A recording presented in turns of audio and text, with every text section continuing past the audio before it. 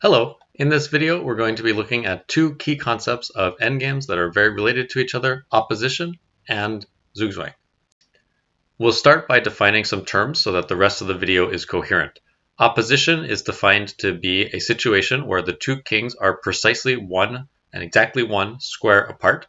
It can be either a vertical opposition, like it is here, it could be a horizontal opposition, like it is here, and it could be a diagonal opposition, like it is here. We would say that one side has the opposition if it is not their turn to move. So in this position, if it is black's turn, we would say that white has the opposition. If it's white's turn, we would say that black has the opposition. It's a little bit counterintuitive, but we're going to see that these positions are such that it is actually better off for you if it is your opponent's turn to move.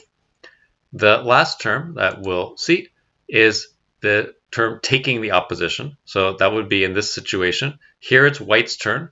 If white moves their king to precisely the square e5, we would say they take the opposition because white has the opposition now because it's black's turn and the kings are exactly one square apart from each other.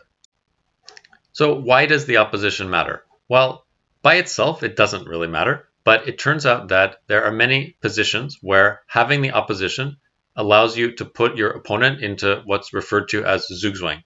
Zugswang refers to the concept that you are obligated to move. You cannot pass in chess. So in some games, you're allowed to skip your turn if you want. Chess is not one of these games. And the fact that you have to move usually is a good thing. Usually we want it to be our turn. But in a lot of endgame positions, it's not a good thing. And this is one of those positions.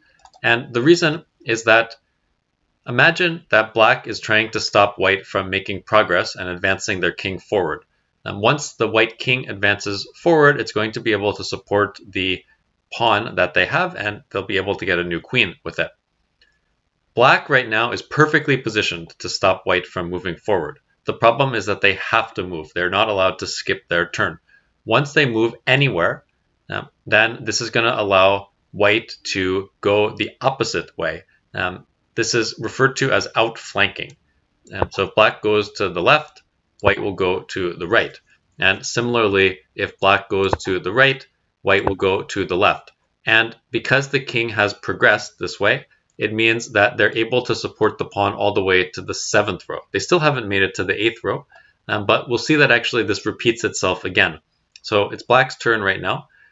If, let's say, they move here, white can once again take the opposition by moving their king exactly one square apart vertically, and black is again in zugswang, because if white is able to get to these three squares, they'll make progress. Black is nicely positioned right now to be able to stop that progress from happening, but once they move their king, have to move it to one of the sides, white makes progress with their king, and now white is controlling these three last squares that are necessary to promote the pawn.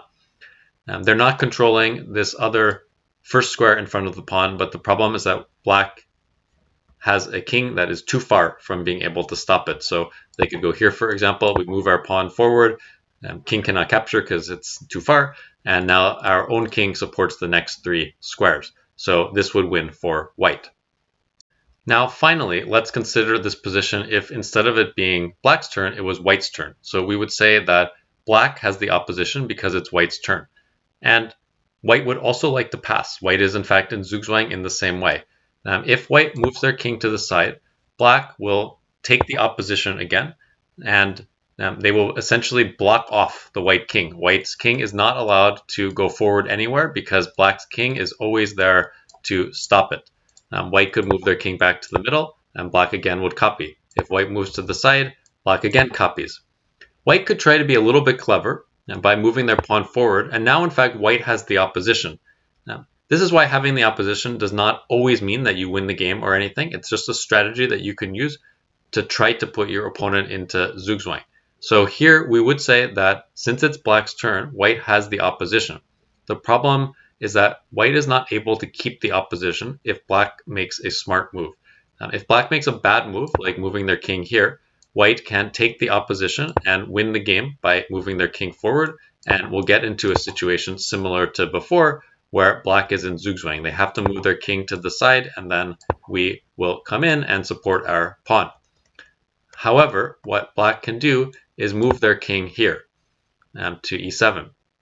The move that white would like to make to be able to keep the opposition is to move their king to e5.